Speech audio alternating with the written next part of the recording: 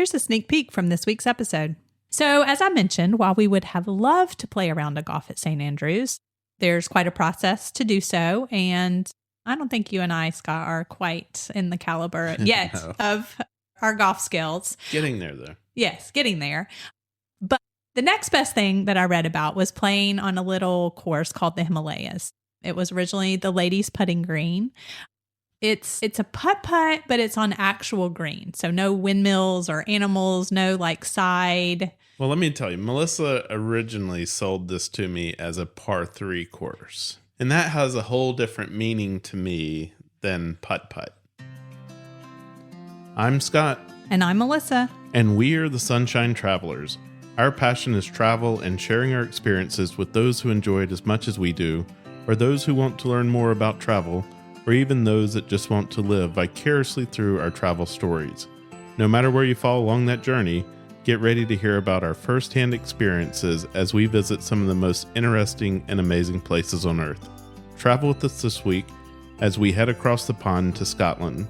We'll tell you where we went, what we did, how we got there, and as usual, we'll sprinkle in plenty of information about what to eat, drink while you're in Scotland. This trip was filled with so many memories, including seeing the late Queen's funeral cortege as we were driving to St. Andrews.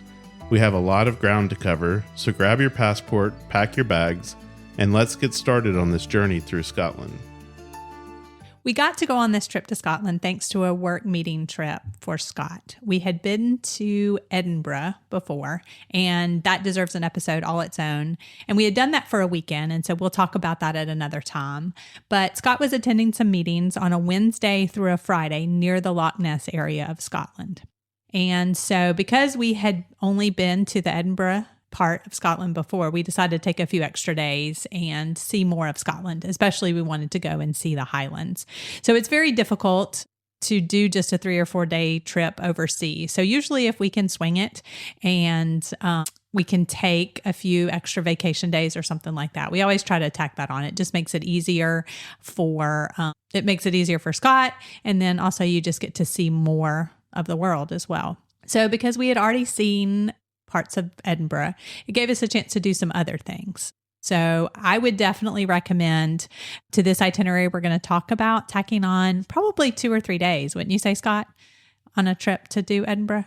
Yeah, I'd say do 2 or 3 days in Edinburgh and then tack on the Highlands. I think that's what you were talking about. Yeah, absolutely. So this could be, and we're going to talk a little bit about like our travel itinerary, but that would definitely be a great starting and ending point. And it's an easy place to get in and out of as well. So you'll want to, have a few days to do all the things there are to do there and kind of make that your first or ending home base, I would say.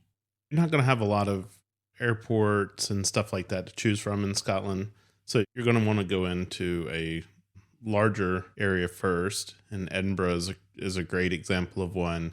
And then from there, span out and go to places like the Highlands or other places that we talk about. Yeah, absolutely. So that was definitely something that we had been wanting to do. So that was definitely on our bucket list. So when we were planning this, I used Rick Steve's Scotland book to kind of help outline the itinerary, because in there they give really good suggestions about, if you have this much time and this much time, so here's kind of the must-see things to do. And, here's the other things that you do. So at a minimum, I already knew that we wanted to see St. Andrews. We like to play golf. And so that was just something that was interesting to us.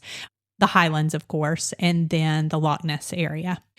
So let's talk a little bit about planning our trip. But Scott, tell us real quick, we want to start adding this because we get a lot of questions about who could do this trip and who is this trip for? So who would you say who could do this particular road trip Scotland itinerary? I think this is a road trip that most anyone could do. Obviously it is going to be very rich in sightseeing from the car and, a lot of driving. So if you're doing it with small kids, not impossible. You're just going to need to take, more stops and things like that. But even with senior adults with mobility issues, things like that, I felt like it was pretty easy to get around and that they had accommodated for that in most areas. Yeah, I think so. And I think you could just like base your experiences based on that as well. I want to share a little bit about how I would go about planning a trip like this. We get asked this a lot, like, how do you plan trips and do you use a travel agent and things like that? And so I wanted to share specifically on this one since it is a road trip. And so we would be moving to different places. So we're going to do an episode as we were planning for this one. We talked about, we're going to do an episode that's more specific about just like planning a trip and things like that. But let's get into this one specifically. And then once we release that one, I'll link that in the show notes. So if you're listening to this after that, the link will be there. So first of all, this particular trip, so we had the dates, like the dates were set. He had the meeting. And so we were going before that. So the dates were set. And so I'll research the places that I know I want to visit. So you'll usually be familiar with some of the things that you want to see. Either that's why you're going there or that's why you would spend extra time there. And so again, we had been to Edinburgh. And so we knew we wanted to see the Scottish Highlands and then also St. Andrews. And so travel books and blogs and podcasts using Pinterest can be great resources to get people's opinions about where to go and what to see and do. I will often use a Rick Steves book or a guide. Lots of people like to use Lonely Planet guides for must, and then maybe see recommendations and then some itinerary ideas. So for a 3 or 4 day road trip, it would just give me the must see things. And so to kind of keep that organized, I'll mark those places in Google Maps. So in my Google Maps, I'll have specific like little folders you can have. And so I have one that says Scotland, and then I'll mark those places in there. And that just helps me kind of see where things are. And so then once I have a rough sketch of the locations and about the amount of time that we plan to visit, I'll start looking for accommodations that are recommended in those resources.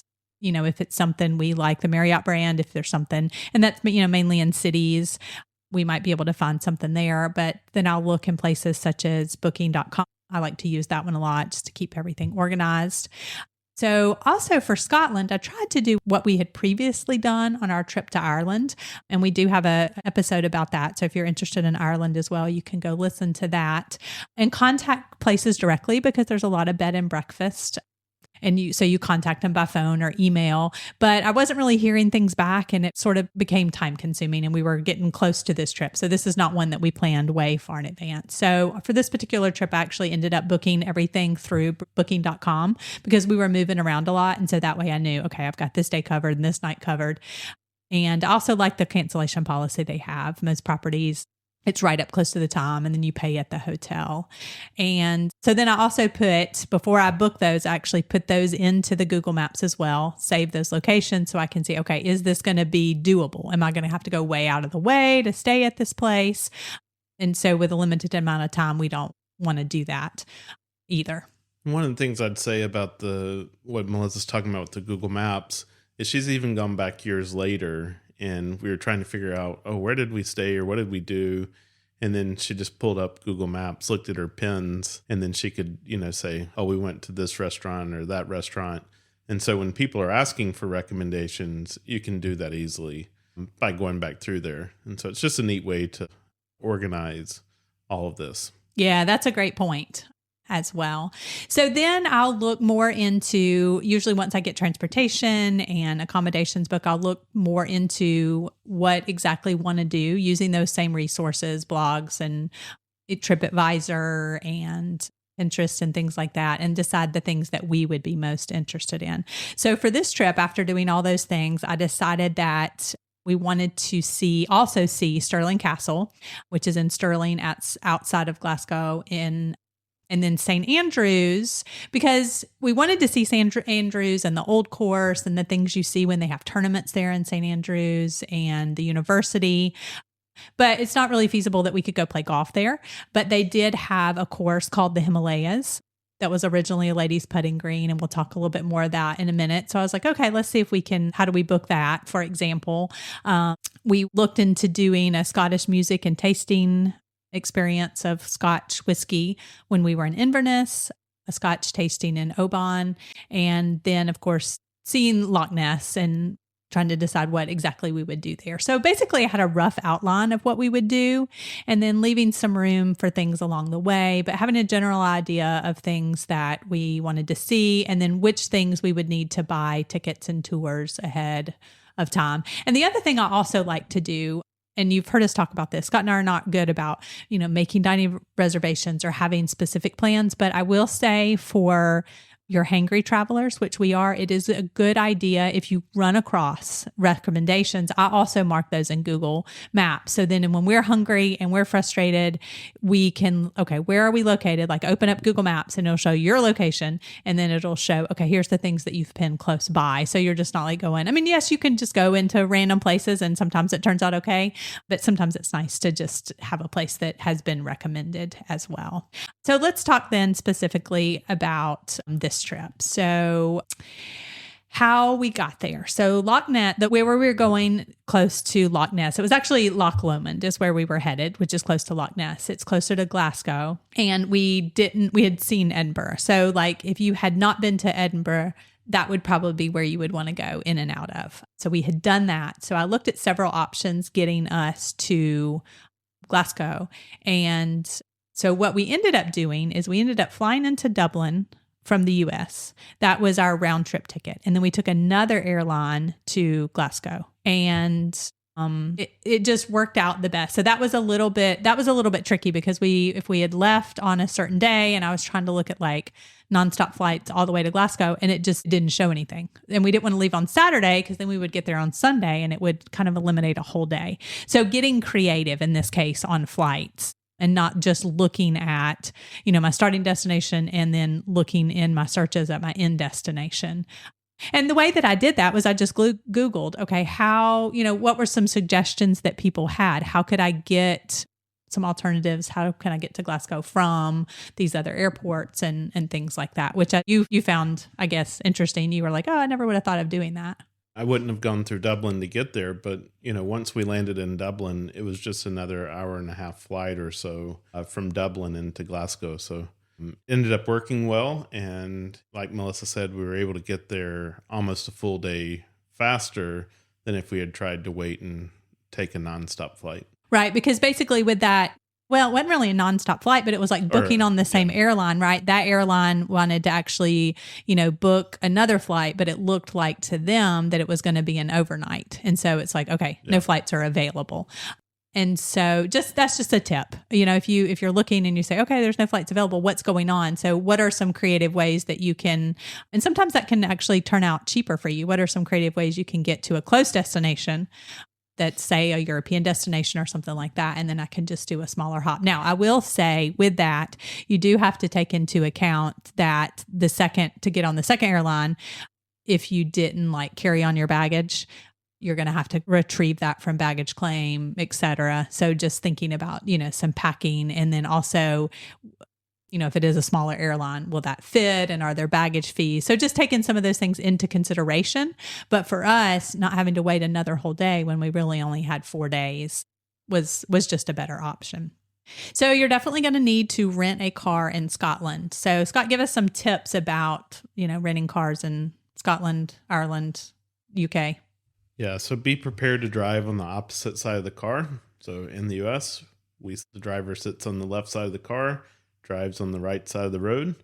But in a lot of locations, Scotland, Ireland being 2 of them, there you need to be prepared to sit on the right side of the car and drive on the left side of the road. And, maybe that alone and by itself is not extremely difficult, but then the standard car that they rent to you is a manual transmission. So in this case, you're also shifting with your left hand while sitting on the right hand side of the car and driving on the left side of the road. So there's a lot of things going on that aren't normal for you. And that's just something to keep in mind. One of the things I would recommend as a US traveler, and if you're not very comfortable in driving manual transmission, is to ask for an automatic. And they do. I think that's becoming more and more common that they have automatics available. But just remember probably the default car that they offer to you is going to be a manual transmission. And we did a pretty good job. I think there was a few times where we might have forgotten and ended up on the wrong side of the road for a few seconds, and then you see another car coming and you quickly readjust. The other thing I would say is that when we rented this car in Glasgow, that they had a lot of Teslas on the lot that you could rent. And I'm just not certain, and I'm a Tesla owner, so this isn't just a paranoid fear of driving an electric vehicle. We never saw a charging station for these Teslas along our trip. So I'm not sure that I'd want to make this particular trip in a Tesla. And, I know all of that's changing as more infrastructure is being put out there and stuff like that. But it's something to consider before you jump in that car and just take off. So I would bring that to your attention as well. Yeah, maybe if you were just going to meetings or maybe staying in a city or something like that. I mean, you could ask the rental car people, but it was just something where like, I don't think we really want to worry about this. The other thing I would mention is just making sure that when you rent a car, that you have the adequate coverage for the insurance. So making sure that that your credit card would cover, any incidents that would happen above and beyond, just what's covered by your insurance, and then just making sure that whoever's going to drive is covered by that.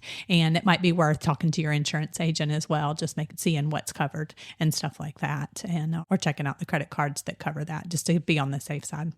So this road trip that we did, it was definitely a whirlwind tour. So I would definitely recommend more time than what we did, but was better for us to see what we could see than not do it at all. So we had to be in the Loch Lomond area by Wednesday afternoon, and we arrived on a Saturday afternoon because we did have to go to Dublin and then take another flight to Glasgow. So we actually got in on Saturday afternoon. So we really only had Sunday, Monday, Tuesday, and part of Wednesday, and 4 nights to work with on our road trip. So I think I would take this itinerary and probably stretch it definitely to a week. And then if you had more time, there's lots more things that you could see, 2 weeks, 3 weeks. And if you want to add Edinburgh as well. So we started in Glasgow. There was really 2 areas of Glasgow that were of interest that I had read about, and that was the downtown area and then the Hillhead area. Glasgow is known for its vibrant cultural scene. It has world-class museums, it has art galleries, music festivals certain times of the year. It's a hub for creativity and artistic expression. We did see a lot of colorful murals in the city, and including the city center mural trail. So what I thought we would do, we basically had 1 night on each end of our stay in Glasgow. So I thought we would stay 1 night in each part of the city. But now, just because our time limitations, I probably would have skipped that altogether. And so we'll talk about that a little more in a minute. It's not that there aren't tons of things to see, but we just needed a lot more time to see those. And so just the parking and stuff like that. Well, we did have great memories of, looking for a place to park when we arrived, being very tired, so we can remember that. Yeah, that's true. So our trip took us from Jacksonville to New York to Dublin. I think this was probably the first trip where we've talked about this before, we moved to close to Jacksonville from Atlanta. And so we're used to doing lots of just nonstops. And so I think this one probably was the more stops than we had ever done. So Jacksonville to New York to Dublin, and then to Glasgow. And of course, from Dublin, we had to get our bags and do all that stuff. So we definitely did our jet lag procedure. So if you haven't heard that episode, that saves you on a trip like this. So be sure to go back and listen to the episode, and I'll link that. So we did our jet lag procedure. It was kind of later in the afternoon. We did take a nap. But yeah, at this particular place, it was in that Hillhead area, and it was it was a bed and breakfast. And so it was in a place where mostly it seemed like townhomes, right? Yeah. Where people lived, and there weren't a lot of parking either. And we had gotten the rental car. And so trying to figure out, where is this place? And then where can you park? Even though there were instructions, it wasn't very clear. And we wanted to, drop off our bags and stuff like that. And so we finally found it. And the guy told us, oh, you have to park so-and-so, and I have to give you some kind of code or some kind of something. Or maybe he gave us the coins for the meter. Do you remember? No, it was a card that we had to put in the windshield. Oh, okay, a card that we had to put in the windshield, right? Because I guess there were meters there, but it was probably half a mile at least away. And so it was just kind of like, oh, okay. So by the time we got there and did that, it's, mid-afternoon and did that. So where we stayed, it's called Argyll Western Hotel. It was like a bed and breakfast, small hotel kind of area. It was fine. It wasn't anything great, but it was a nice little place. You could walk over to the shops and the restaurants and stuff like that. as well.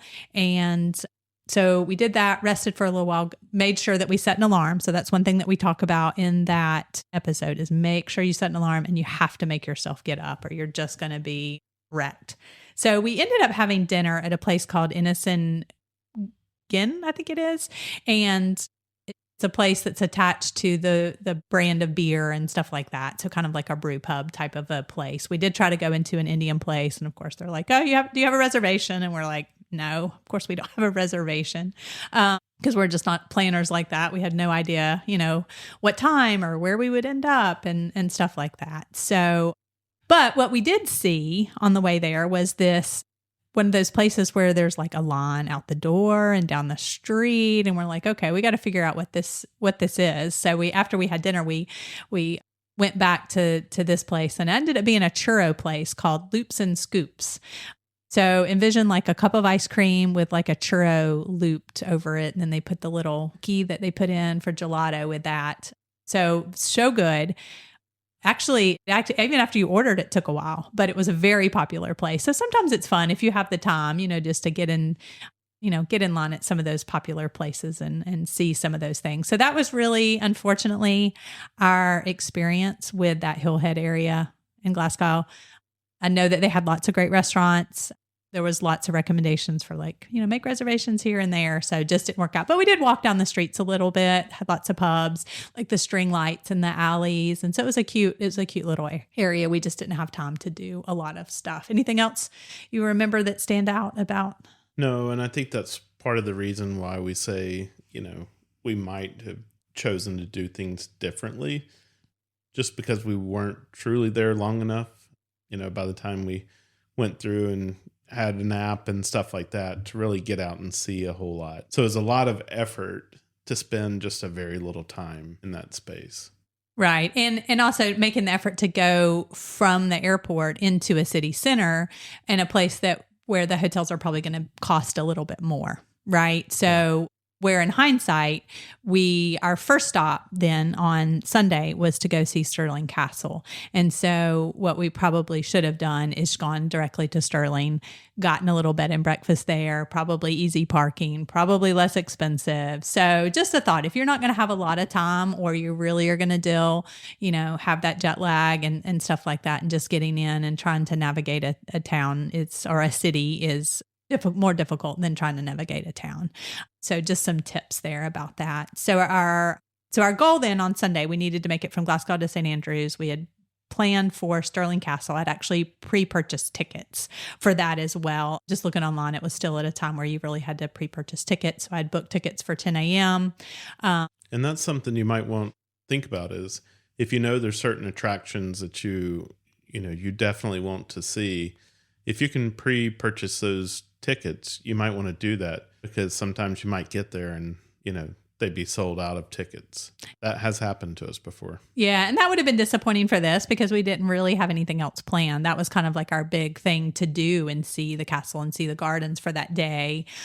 And it was a Sunday. So definitely pre-booking that. So we spent that morning wandering the castle, the gardens.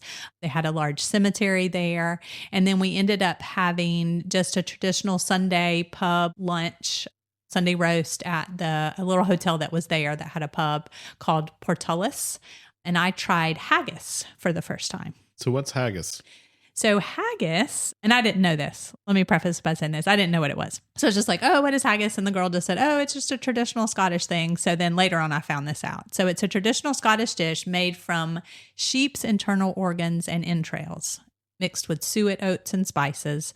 And it's encased in a sheep's stomach, and then it's cooked. And I think I had it along with the roast, and it had potatoes and different things like that. So it was kind of like a topping for what they had prepared that day. So tasted good. I enjoyed it. So anyway, there you go. So then next we headed east toward St. Andrews after lunch. And so it had been really nice, a leisurely morning getting to do that. So we headed east toward St. Andrews. And so here's our big story, really our big highlight or one of our big highlights for this trip. The Queen had actually passed away the week before this trip. And Also, when we were planning this trip, so Balmoral is on my bucket list to go see. Balmoral is the castle and residence, one of the Queen's favorite places to spend her summers in Scotland. So I had actually looked up to see, okay, when is Balmoral open? Because Balmoral's open some, and the castle in Edinburgh is open some. And of course, sometimes in July, Buckingham Palace is open. But of course, it was not going to be open during this time. And then, of course, turned out that the Queen ended up passing away there at Balmoral, laying in state for quite a few days. And then they were going to move her with the cortege and everything to Edinburgh. And it actually happened to be on this day. So, of course, we're riding in the car and it's not, satellite radio or whatever we're used to listening to at home. And so we were just listening to BBC Scotland. Yeah. And so the whole time, BBC, they were telling stories about the Queen's life and interviewing people that she had interacted with. But then they were also giving, minute by minute updates as her cortege moved from Balmoral down to Edinburgh. And so we knew at some point in that day, our paths would cross. And so the closer that we got towards St. Andrews, that's where we started hearing that we would soon cross paths with that cortege. Now, we were heading in the opposite direction, so we were on the other side of the road. And, the neat part was we kept seeing all these, like, motorcycle police and then police cars, just one, individual cars going down the road. And it looked like maybe they were kind of sweeping to make sure that there was no cars parked on the road and stuff like that. But then we started seeing bridges just full of people. So there's lots of people with signs and flags and stuff like that had come out to express their sympathy and condolences to the Queen. And then, so as we started seeing all these people, and then even on the sides of the road, like the farms would just be full of people on horseback, just standing, they're waiting on the side of the road. And we're like, we've got to be getting very close now because all these people are here. We're starting to see more of these police cars. And then we saw in the distance helicopter over the road with a bunch of cars. And we said, oh, this must be it. So we pulled over on the side of the M90 and we got out, we grabbed our phones, and we were able to, video the cortege as it went by on the opposite side of the road. And I had done a Facebook Live of it, and it wasn't just a few minutes later that a friend of mine who lives outside of London called and said, what the heck, how are you guys over from the States and you're seeing this so close up? Like, we're sitting here trying to figure out how are we going to go to where she is to try to pay our respects.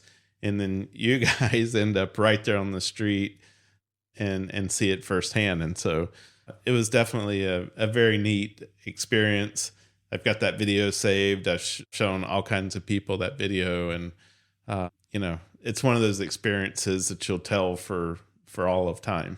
Yeah, I just get chills like just hearing you describe that. I mean, just it's surreal even to think about. And that's one of those things like, yeah, you have all these bucket list things that you want to do, but that's not something that you can, that's not something you can plan for or say, okay, I want to do this. Cause like, you just don't know that that's going to, even happen. So that was just a very, just an awesome experience that we got to do. But then, as they passed by, we jumped back in our car and now we're off to St. Andrews, another surreal experience. Yeah. And before we get to that, I just want to reiterate, we've talked about this before, but just how special and meaningful travel memories and stories are. Like that's not something that you can buy. That's not something you can, just these travel experiences.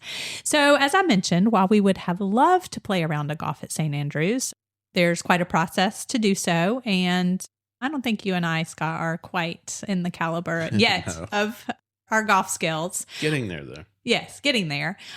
But the next best thing that I read about was playing on a little course called the Himalayas. It was originally the ladies' putting green.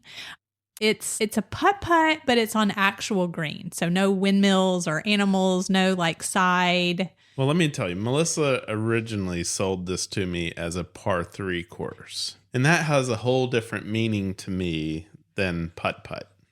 Yeah, it's a putting green. Yeah, so I'd say, okay, because do you know of anything else like this?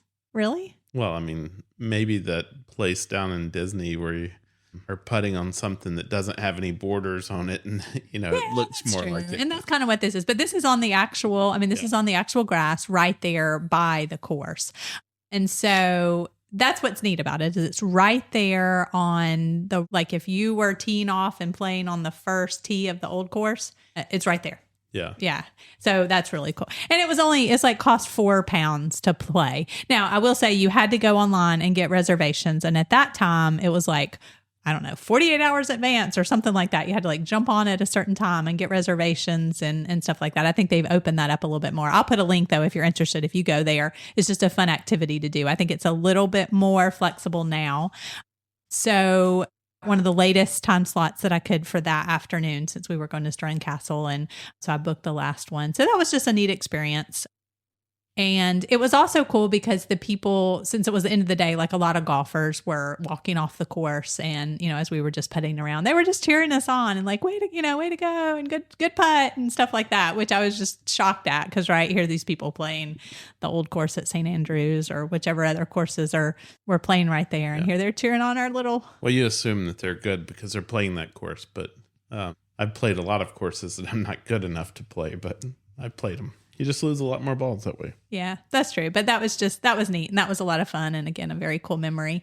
So the course was closing. We had a chance to walk across the famous Swilcan Bridge or the Golfers Bridge there and take pictures, have our pictures taken. And then, of course, take pictures for people who were like, oh, will you take our pictures? Like it was obviously their like dream and their bucket list to go and play at St. Andrews and walk across that bridge. And Scott, I actually read recently that very close to us in St. Augustine at the World Golf Hall of Fame, there's actually a life-size replica of it with the backdrop and everything. So if you would have known. All we had to do is go down to St. Augustine and have our picture made. That's true. So today the putting green is open to all golfers. It's just a very picturesque setting for you to just hone your putting skills. And so that was fun to do that. So then we decided we wanted to go to the pro shop, of course, and look for some St. Andrews memorabilia. And so this is funny too, because it was literally the only time that we were in Scotland that it rained. Yeah. Welcome, sunshine travelers. And so, of course, we didn't think it was even going to rain. Like, I don't even think it looked like it was going to rain. We had brought rain jackets. I think we had brought umbrellas on the trip. So, of course, we had to buy, and it rained pretty well. Pretty hard for a little while. So we actually had to get a St. Andrews golf umbrella, which is not a bad little thing to have. Nope. And I think it found its way into your golf bag, as a matter of fact. Yeah. So even if you're not interested in golf, St. Andrews is also the home to the University of St. Andrews, all the historic buildings, and it's one of the oldest and most prestigious universities in the UK. It's where both Prince William and Kate graduated, as well as the famous novelist, poet, playwright, Sir Walter Scott, and lots of other people. So you have the opportunity to see St. Salvator's Chapel, St. Mary's College. You can also see the ruins of the St. Andrews Cathedral and the St. Andrews Castle there as well. So we just saw everything from the outside, just kind of doing like a makeshift walking tour of town as well. So we also found a pub to just kind of do a Scotch tasting. We just asked the bartender to let us try a few things that we hadn't tried before. We had done a Scotch experience in Edinburgh before and learned all about the regions and some of the different most popular brands. So we just sat down and we shared a few drams and had the bartender make recommendations about what he had. So that was just kind of a neat thing to do, is just hang out in the local pub as well. Yeah, we asked him for his recommendation.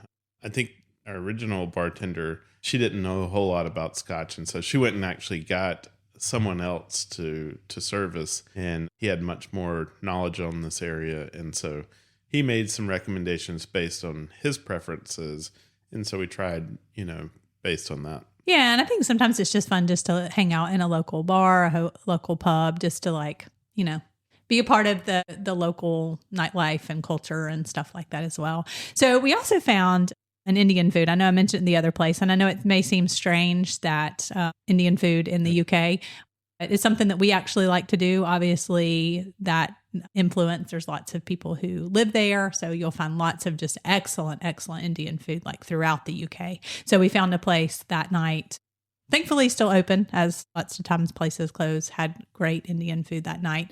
So we stayed in the area of the university at the Albany Hotel. The room there was tiny. We also had to go up like 3 flights of stairs. So another reason to just make sure that you don't like take a bunch of stuff. We actually didn't carry like all our bags up, just what we needed because the room was tiny. But it had a nice little view that overlooked the beautiful rooftops there. So it was also interesting to see all the students from the university going to and from. It's just crazy for me to think about, people being a student at the University of St. Andrews. So that was just kind of neat too. And so in the morning, we just decided to have kind of a slow morning. We walked around to see the college, the marina, the harbor, the graveyards, and some of the ruins of that cathedral and stuff like that. We also walked down to the famous beach at West Sands where the Chariots of Fire was filmed before heading off to the Highlands. I think you got a video of me doing a reenactment there, didn't you, Scott? Yes. Along with my music skills to go with it. Yeah, so just for fun, we'll have to post that and link that. So from there, we were headed into the Highlands. So unfortunately, if you want to visit the Scotch distilleries, then you're definitely going to need to plan your trip to this area around the days that they are open, which is typically Thursday through Sunday. And so now this was a Monday. So we didn't have any luck finding any of the distilleries in this area. But, I think there were a few that were. Yeah, we did go and find some of them. But as you said, they were closed. And that's okay. I mean, just being there and, a lot of them had, cute little signs and stuff like that, or billboards on the side of a building. And we got some pictures in that way. Yeah. And just to get an idea of, so we've done like the Kentucky Bourbon Trail, and we've just done lots of distilleries and wineries and just different things like that. So just to have an idea in your mind, even, where the Scotch and stuff comes from as well. It was just fun for us. But if you're there specifically for those tastings, just make sure, two things, make sure that you're there Thursday through Sunday, but I would definitely plan on booking ahead too. And just if there's particular ones that you want to do a tasting, because I think just because they're limited availability and space, like it would be more difficult to just pop in and say, let's do a tasting as well. Yeah. So, but when you talk about Glenfiddich or Aberlour or Glenlivet, we at least know and visually have those in our mind now of what they were like. Yeah, and Aberlour is actually in the little town called Aberlour. We did get to go in the gift shop in Glenfiddich. That was open, and then Glenlivet just to see. That was a huge facility surrounded by farms, like way kind of felt like in the middle of nowhere. So it was fun to do that. But what we did book was Highland Malt Whiskey Experience in Inverness. So I did book that. So we did have to get to Inverness by a certain time and make sure that we had grabbed something to eat before that. So I'm going to put a link to that in the show notes because that was a really great experience. It was done. They have a couple of people that do it, but our particular one was done by Bruce McGregor, which is the owner of the McGregor's Bar, where they have it down in the basement. Very small, maybe a dozen people, I think. So he was, played the instruments and did the music and, of course, told all these stories. And then the tastings were kind of wound in there. And we got to taste a lot of things that we were definitely unfamiliar with as well. So that was just really funny, too, because, he said, I'm not going to try to tell you what you should taste in here. He was like, because I don't understand how they come up with some of this stuff. He's like, literally they'll tell you, oh, this tastes like the dirt after an earthworm crawled over it. And he's like, where the hell do they get all this stuff from? Right. You're tasting a campfire and different things like that. Who's ever tasted a campfire? Right. So highly recommend that if you're in Inverness. And Inverness is just a great jumping off place for the Highlands as well, a beautiful town. So I think they held that 5 nights a week, but I'll put the link if you're interested in that. We were able to walk to that from our bed and breakfast. So speaking of our bread and breakfast, we stayed at the Castle View Guest House. We didn't get a chance to visit the castle here in Inverness, but we had a great view from our room. Yeah. Again, we had to park kind of far away. So in St. Andrews, we actually were able to park right across the street. So that was close. But here we had to park like down the road in some public lot or on the street or something like that and carry our bags to this Castle View Guest House. So. Well, I remember we pulled off right in front of it. We unloaded our bags. I think the lady even came out and took our bags. And then we went and parked and then came back. Yeah, I think that's true. But we did have to carry our bags to the car afterwards because, it's like a 10, 15-minute loop to get back around there, if you wanted to try to make that journey. I'll say that this is probably we didn't have a lot of great experiences in our lodging on this trip, but this was probably one of the nicer places that we stayed at. For a little while, I was afraid that the host, the guest, the lady running the bed and breakfast, that she was actually going to come up and stay with us for a little while.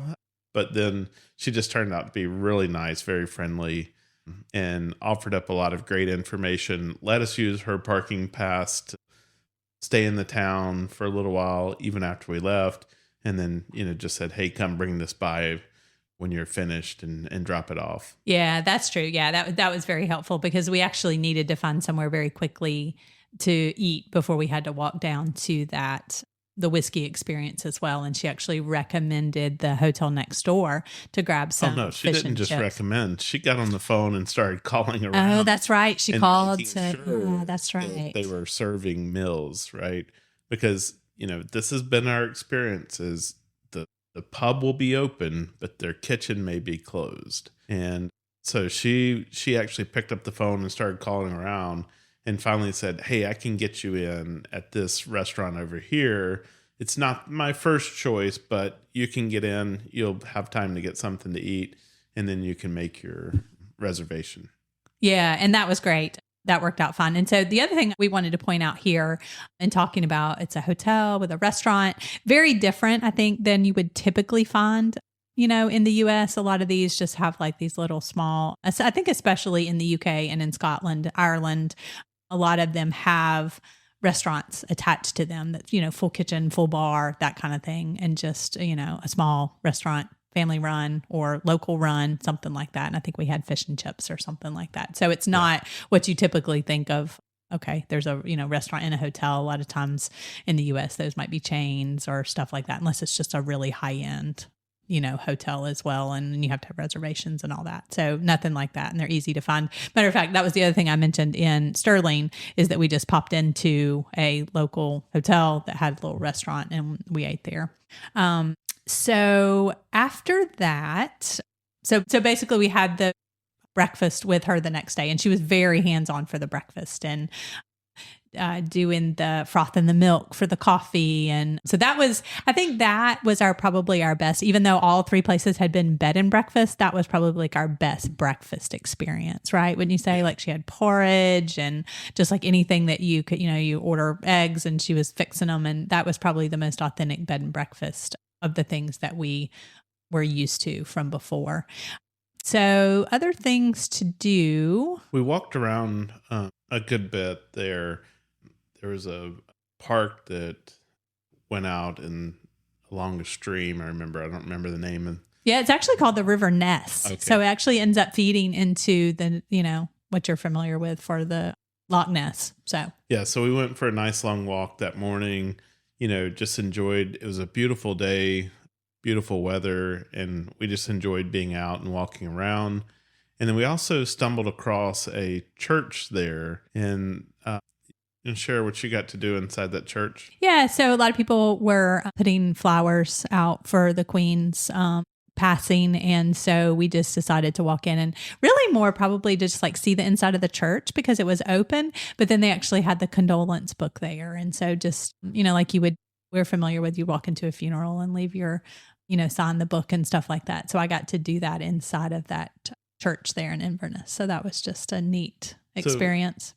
So, do you ever just think back that by going in there at that point in time and you signing that book, you're now part of that history? Like you're officially documented as part of that history. Like I'm sure they collect all these books and they're going to send them to some archives, where this will be collected for, hundreds or thousands of years into the future. And, there on one of those lines in one of those books, there's your signature and your note.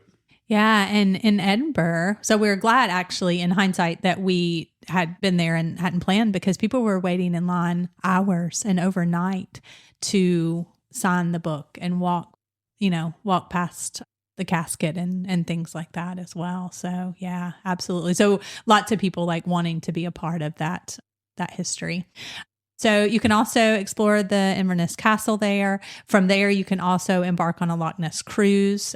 So if you want to go look for Nessie, there's also some other sites there, ancient sites like the Culloden Battlefield. So a lot of folklore and rich history in that area. And if I remember correctly, the Inverness Castle, they've actually turned that into like a municipal building. So there were offices there and stuff like that, kind of like a courthouse. Yeah, I think so. And like I said, we had a great view of it just like from our room. So, and we really didn't have, like, our plan there was we did the whiskey experience. We spent the night. It wasn't as if the castle was still set up as a castle for you to go and tour. They had turned it into a functional building. Yeah, I think you're right. So it wasn't like what we did in Stirling and what we're going to talk about here. And so the outside of it was what you would want to see and look at, not necessarily the inside. Yeah, that's true. So from here, a lot of people like to spend a lot more time in this area. So if you had a couple more days, here's the things that we would have recommended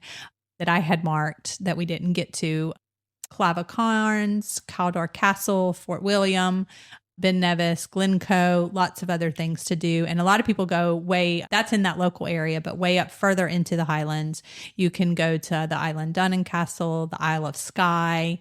There's lots of distilleries such as Glenmorangie and the Talisker Distillery, done vegan. And then, of course, as far as Orkney and Kirkwall, if you have a lot more time as well. So, but we needed to be in Oban by that evening. I had actually originally booked the Oban Distillery tour for noon that day, but we decided a few days before that was just going to be too rushed. We wanted to have some time just to wander around in Inverness and just kind of spend the day to leisurely go over. I'm glad that we did that. Sad we missed out on the tour because I think that distillery has gotten to be more popular, but I do think it is more of a peaty Scotch, which, Scott, you're not a fan of. So it wasn't. Right. Yeah. Wanted to see more of Scotland. So on this particular day, we would pass Loch Ness. We did decide to make a stop at Urquhart Castle. So that is the ruins of a castle where great little tour that you can get out and see. So for this particular one, we really hadn't planned on it. So sometimes it's nice in your travels to have the flexibility, right? So we hadn't pre-bought tickets, but thankfully when we got there, they did have tickets available. It was a gorgeous sunny day. It's on the banks of the Loch Ness. We were able to get some really cool pictures and just be able to walk around and stuff like that. So, and this was one of the places where when we were talking about, who is this trip for? And I said, even if you have mobility issues, you can get around here, because we did, notice that they had plenty of pathways that, you could take a wheelchair on or whatever, ramps. Now, you may not be able to see everything and do absolutely everything, but I felt like they did at least try to make most of the site accessible. Yeah. And very easily could have not have been, because like it was on the side of a hillside and stuff like that. Yeah. So I agree with you. Like it was and they had a great theater to like present everything and elevators and stuff like that to be able to get out. That was kind of the interesting part is you have to start inside this theater, and then at the end of the presentation, the screen comes up and the curtains open and you have this magnificent view of the castle ruins. Yes. Yeah. They did a really good job with this, which I always am impressed with, like the historic places, Scotland and the UK. I think they just do a phenomenal job of not only preserving these places, but then making them informational and educational for people of all ages as well. So definitely worth a stop if you're going in that area. After that, we got to Fort Augustus by lunchtime, and we found a place where we could get lunch, and then we sat outside at some picnic tables outside and watched the locks. It was a neat experience to watch them move the boats through the locks from one to another. Yeah, I remember nice warm day, and so we sat out there by those locks and really just watching these boats as people would move them from the lower part of the river up to the upper, and they have to step through a series of different locks where the boat, raises a little bit at a time. And what was so funny is there was all these people standing around there because it's kind of a tourist attraction type area. And all of a sudden they want to get involved in helping these people move their boats through the lock system. So they're like taking guide ropes and stuff like that and helping to just navigate the boats through these locks, the series of locks. And so that was quite interesting to watch that and, experience it and just see people, jumping in and wanting to be a part of something when they didn't know the person in the boat at all. Well, and I originally thought that the other people worked, right? They had people who worked there that did it, but come to find out it was the boat owners who were having to they had people that worked there too, but they had to do their own guide ropes and stuff like that. So yeah, that was very interesting to watch as well.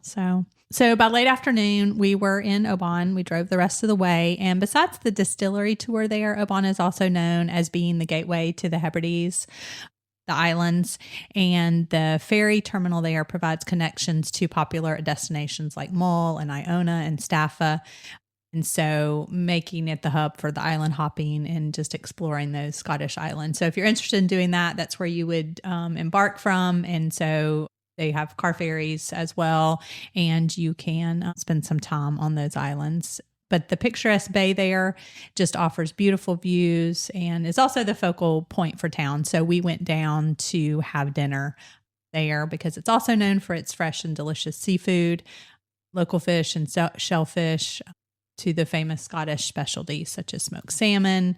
And so you can just have a variety of restaurants and in the summertime, there's seafood shacks and different things like that. So we were able to just wait for a table. We didn't have reservations, but the restaurant, maybe Quanmore, Cuanmor. So we were able to just put our name in and get a couple of drinks and then wait for a table there. So yeah. I remember we had mussels and some things like that. We did have to wait outside. And I remember it had gotten a little bit cool by this point. And so you're sitting outside and it had these a little patio bar set up out in front of the restaurant. And so we sat out there for a little while, but then, finally we got a table, got moved inside, and it was just the opposite. It was really hot in there. But the food and the service was absolutely excellent. I will say that in Oban, that was my favorite hotel experience out of all of the places that we stayed in Scotland. Yeah, so that was a neat place. It was a newly opened place called Number 17, the Promenade. I believe they have another property right close by, but boutique hotel, freshly renovated in an old house. So it was very stylish, fun, colorful as well. And so what do you remember? What stood out to you, I guess, especially, Scott? The black rooms. Yeah. The room itself that we stayed in, the walls were all black. And I remember walking in there thinking, this is strange, but it really worked. It was nice. And it was a comfortable room, comfortable bed. We just had a really good experience. And the next morning we had breakfast there, which was included. Quite a wonderful experience. But, once again, we ran into parking issues there. Yeah. So this was the only place that was funny too, because this was the only place that had a parking lot right there. And we're like, oh, good. And we pull in and there's no parking. They're full. So I'm not really sure what had happened. They had so many people compared to people staying there. What did we have to do? I think you had to park somewhere across the street and then maybe move it or something like that. So not far, we had to but moved by a certain time in the morning because that's when the parking meter started. So oh yeah, that's true. Yeah, pop up and go try to move the car. It was something about someone had double parked, but they couldn't locate the person in whose car that was, and so. They'd taken up the available parking spaces. Yeah, that's funny. I had actually forgotten about that. But but going back to the breakfast, the coffee, they actually had the espresso machine and then they would have the thing where they could put the, number 17 right on the coffee, as the decoration on your steamed milk and stuff like that. So just an absolutely great place to stay. Highly recommend. Right on the, a view of the water too. Our room didn't, but in the breakfast area, you had a view of the water. And so it was just a very well done place. So here's what was interesting about the next day. So when we were leaving, this whole time we thought that we would be heading to a place on the shores or the banks of Loch Lomond. And actually when we were boarding the plane in Jacksonville, Scott got an email and found out that the location had actually changed. to somewhere else because they were adding on to the hotel, renovating the hotel something, and they didn't get it finished and pass fire inspection in time. And so they were not going to be able to have the event there because we would have had no place to stay. So the new location was actually about an hour and a half further south of, like an hour from Glasgow, so about an hour and a half further than where we thought we were going. So we also wanted to point out, so this whole trip, while it sounds like, oh, we moved around a lot, Scotland is not big, let's say, even compared to the state of Florida, right? So like all in all, how much would you say? I mean, we really didn't drive more than 2.5 hours every day. Yeah, I think the total mileage that we put on the vehicle is around 300 miles or something like that. Yeah. So like in 4 days. So when we talk about, okay, we did all this stuff and we had to drive from here to there, it's not like we drove a whole ton, so when we said, okay, we could leave Inverness and stop at this castle and then get to Oban. And it wasn't like we're driving a whole ton. So adding this wasn't a super big deal. It's like, oh, now we're going to drive all day long. So just wanted to point that out because like if you went from one side of Florida to the other, like on the Panhandle, for example, from Jacksonville, I mean, you're talking about 5.5, 6 hours just to get across the state of Florida and 6 or 7 hours to get from the top of Florida to, Miami as well. So just having that in perspective. So Scotland is very, very doable without having to drive. You can still see a lot without having to drive a lot as well. So we did to make a few stops though. We passed Loch Lomond. We actually kind of pulled in to see where we would have been staying because it was literally right there off the highway as well. So so Scott, tell us where we ended up instead. So we ended up in Turnberry, Scotland. And, if you're familiar with golf courses, the Royal Turnberry is a fantastic, it's not St. Andrews, but it's up there in one of the world's top golf courses. And so the event was held at the Trump Turnberry. That's where we stayed. The meeting was, rather, that's where we stayed.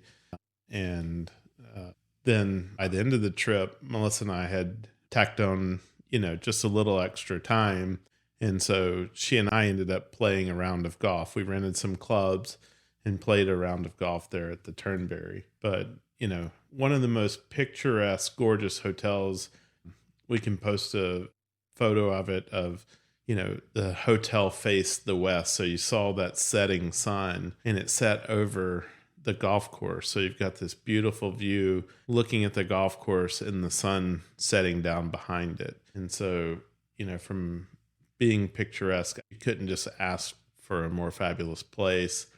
The rooms, I guess I lied. So Promenade was my second favorite place, but the rooms there at the Turnberry were really well done, very, very updated, very spacious. And, that truly was the best place that we stayed, and probably up there amongst some of the best places that we've ever stayed.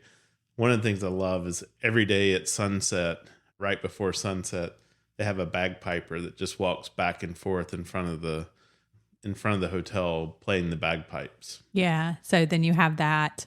So this is definitely a popular place for weddings. We saw quite a few ceremonies, and then of course just people like investigating the venue and stuff like that. And of course for golf as well, having the championship golf courses just right there across the street. So super popular for that. There's a historic lighthouse there that you can go and see.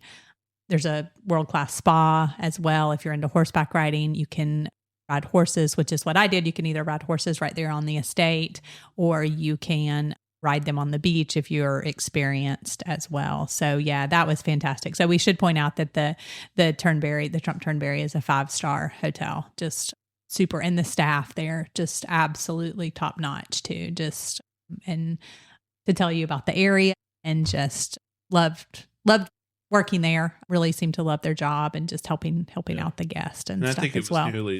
That hotel was newly renovated as well. And they put a lot of money into refurbishing and making this be a very grand hotel. Yeah, absolutely. I don't remember the exact amount, but I think just each of the chandeliers alone in the ballroom where people would have events or where they would get married and stuff like that were like very expensive. Yeah, very, very expensive. So yeah, it's super nice. So there are a couple of other things there. So if you're in this area, it is on the stunning Ayrshire coast in the town of Turnberry. And so there are some other things to do there. So if you're there with people who want to go play golf, you can have some other activities as well. So I took the car one day while Scott was in meetings and visited a place called Culsing Castle and Country Park. It was absolutely fantastic. If we'd had some more time, I would have loved to have taken Scott back. So an old castle home that had been renovated to be, and used more modernly as well. Then they just had fantastic gardens and woodlands. People who live there close by can get a pass and take their dogs to walk. So our dogs would have absolutely loved it. So that was great. So, and as Scott had mentioned, so that was the other reason we had planned to get up, check out, and go back to Glasgow and do a couple of things, maybe do a little tour, hop on a hop-off bus or something like that. But as Scott mentioned, we couldn't leave Turnberry with an opportunity to play on the golf course. And so we checked and they were able to get us tee times and rent clubs and stuff like that. And so thankfully I had brought along some tennis shoes that would work and some pants and stuff. So we bundled up. It's windy right there on the coast. Yeah. So we bundled up and enjoyed the morning and early afternoon on the coast. And so I'm glad that we did that, because that's not something that we, that's not somewhere we may ever get back to again. Right. So that would, just doing that over, just going to the city, I think for us was what we really enjoyed. So it's a very long course. So, and you're walking it. I think, Melissa, you looked at your watch and on that course, we'd walked like 7 miles or something like that.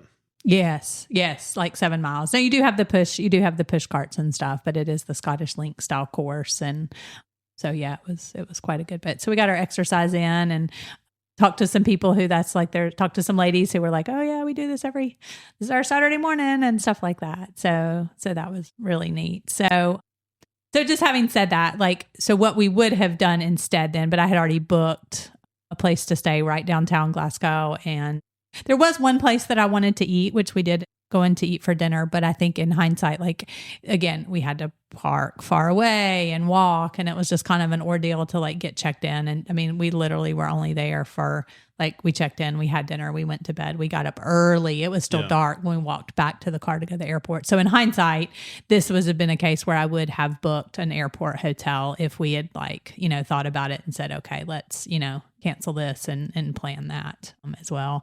And it just being, again, like Scott said, a little bit more hassle. But the place that we ended up staying was called Native Glasgow. It was almost like little apartments, and they actually gave us a 1-bedroom. So it was this massive apartment type thing for just a little while. And we ate right next door at a restaurant called The Citizen, The Citizen. And that was really good and fun. So we recommend both of those places, and especially if you have more time. So I will give you a couple, because I did research it. So here's a couple of things that you can do in Glasgow for that area. So again, the hop off, hop off, city sightseeing, Glasgow, getting to go into and seeing the Mackintosh House, their art museum, the Hungarian Gallery and Museum, the Glasgow Cathedral there, the Tenements Brewery Tour, Drygate Brewing, so breweries and stuff there. Of course, joining a walking tour, which one of your colleagues, we actually, when we were going into our hotel, one of your colleagues that you had been in the meetings with was actually doing a walking tour of Glasgow. So that's a great way. That can always be a great way. You can look on Viator and book those. A lot of times it's just a local person giving the tour, and you can learn a lot about the history and stuff from the outside. So that's just a few things that if you're headed to Glasgow that you might want to put on your list. But again, like I said, we wish that we had just had a little bit more of a chill evening and just stayed at the airport hotel. And so sometimes that's just the way it goes. All right. So with every destination episode that we do, one of the questions that we asked Melissa is, what should we pack on our trip going to Scotland? So we overpacked for this trip. I think it was a combination of we had just moved to the beach and got rid of a bunch of warm clothes, and it was hot here. And so we were we're going to freeze to death. And then also I think we had a hard time getting back into, the packing routine after just like so many people during the pandemic, not traveling a lot in the same kind of way. So we overpacked. So again. Well, and also because, this for me was a combination pleasure and work trip. So I did have work stuff that I was doing during the day and needed to have appropriate clothing for that. I probably, it's stuff that I would not have taken had I not had the work part of the trip. Yeah. Well, I'll speak for me. I overpacked. Like I just took too many different things when I could have just reworn stuff. But anyway, so here jeans are good and fine, and you probably want them. Just remember when you're packing, if you overpack jeans, like they're just heavy and stuff like that. So some pants that can be worn multiple times that are good for travel as well. Definitely layers. I think here we did have some days where it was chillier or like warmer during the day because fortunately we had sun. So some lightweight sweaters. We did bring a rain jacket. We ended up not needing it, a lightweight umbrella. But I also found it to be helpful to have like a blazer. I think, Scott, you had like a vest so that you could like layer over, like dressier shirts and stuff like that too. So tennis shoes for walking and then dressier shoes. We did do like not necessarily like heavy duty hiking, but like some walks and stuff like that. Some different places. So if you can have a pair of shoes that like is good for walking in town, and then you can also like, do some walks. Like, for example, when we were in St. Andrews, like we walked around the town and then we went down to the beach and that kind of thing as well. But it wasn't like a hot, it was like a hot beach, I guess, where you would like take your shoes off and stuff like that. So almost like quasi walking, hiking shoes type things that look a little dressier. So you don't have to carry so many pairs of shoes. But definitely, I would just say layers and stuff like that. And of course, if you're there to play golf, golf shoes and clothes and things like that. Great. Anything else that we should talk about with Scotland? So we are going to do a blog post with itinerary ideas as well and list out, because I know this was a lot of information. So list out some things to do. And then also like if you have, 5 days, and then how you could tack on some different itinerary ideas. So just be on the lookout for that. We'll just link that in the show notes as well, so you can find those. Well, what a great trip. Usually driving through back roads and having to pay attention to things like cars driving on the opposite side of the road is an exhausting adventure. In this case, you just couldn't take in enough of the beauty of the land. And there was so much to see on this trip and so many things that we put on the list for another trip in the future. We'd love to hear from you on the places you would add to your Scotland must-see list. Leave us a comment or send us a message.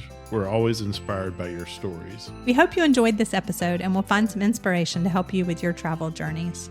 Please consider going on your favorite podcast platform and leave us a review. The more 5-star reviews we have, the more likely we are to be featured and discovered by others. Make sure to follow or subscribe to our podcast to be notified of new episodes as they are released. You can also find us on Instagram as Sunshine Travelers Podcast. Remember, that's travelers with 1 L. Most importantly, share it with your friends to help them catch the travel bug. You never know, they may become your greatest travel companion.